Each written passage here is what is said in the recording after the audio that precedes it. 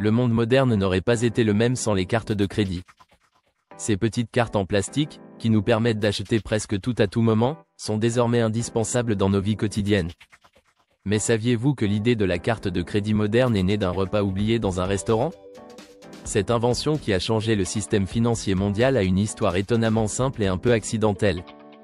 Tout commence dans les années 1940 aux États-Unis, au moment où les habitudes de consommation étaient en train de changer. La société était en pleine transition vers une économie de consommation de masse, alimentée par les industries de la voiture, du pétrole et de la vente au détail. Le paiement par carte existait déjà, mais il se limitait principalement aux voyageurs qui utilisaient des cartes spécifiques pour leur permettre de régler leurs frais dans certains hôtels ou stations-service. L'histoire de la carte de crédit moderne, cependant, prend un tournant décisif à New York en 1949, avec un homme du nom de Frank McNamara. McNamara était un homme d'affaires et un entrepreneur. Un soir, il se rend dans un restaurant haut de gamme de Manhattan pour un dîner d'affaires. Après un repas copieux, McNamara se rend compte qu'il a oublié son portefeuille. Il n'a pas d'argent liquide pour payer la facture. Après un moment de panique et de gêne, il se souvient qu'il peut payer en utilisant un autre moyen, il a une carte de paiement, mais non un crédit. Cette expérience embarrassante est devenue un déclic pour McNamara. En repensant à ce qui s'était passé, il a eu une idée, et si on avait une carte qui permettrait de payer immédiatement, mais qui ne nécessiterait pas d'argent liquide? Cette carte pourrait être utilisée dans tous les commerces, permettant aux gens de régler leurs achats sur le crédit plutôt que de payer en espèces. De là est née l'idée du Diners Club, une première forme de carte de crédit. McNamara se lance alors dans la création de ce qu'il appelle le Diners Club Card, une carte destinée à être utilisée pour régler des repas dans des restaurants partenaires. Ce concept est une véritable révolution. Au départ, la carte ne permettait de payer que dans un nombre limité de restaurants, mais elle a rapidement gagné en popularité, et McNamara a compris que l'idée pouvait être étendue à d'autres secteurs de consommation. Le succès du Diners Club a poussé d'autres entreprises à explorer l'idée. En 1958, American Express lance sa propre carte de crédit.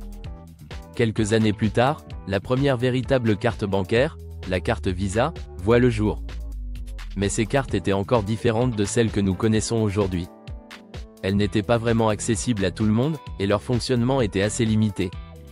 Ce n'est que dans les années 1970 et 1980 que les cartes de crédit modernes, telles que nous les connaissons, prennent forme.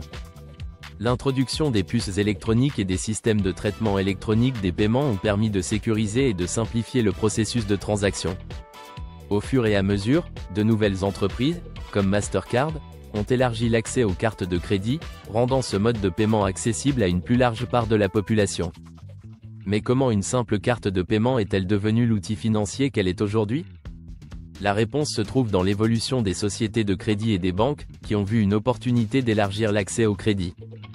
Les cartes de crédit modernes ont permis d'étendre les lignes de crédit à des millions de personnes, donnant à la fois plus de pouvoir d'achat et la possibilité de gérer l'argent de manière plus souple. Les systèmes de récompense, les cashbacks, les offres spéciales et les paiements différés ont été ajoutés pour encourager encore plus de consommateurs à les adopter.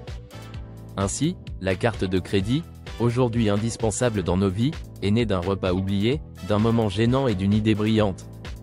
Ce qui était au départ un simple outil de paiement pour un petit nombre de restaurants s'est rapidement transformé en un élément central de l'économie moderne, un produit accessible à tout le monde, partout dans le monde. Aujourd'hui, nous utilisons les cartes de crédit pour tout, de nos achats quotidiens à la réservation de voyages, en passant par des achats en ligne. Elles nous offrent de la souplesse, de la sécurité, et un crédit qui nous permet de consommer maintenant et de payer plus tard. Mais à l'origine, tout cela est parti d'un petit repas oublié et d'une vision d'un homme qui cherchait une solution simple à un problème de paiement.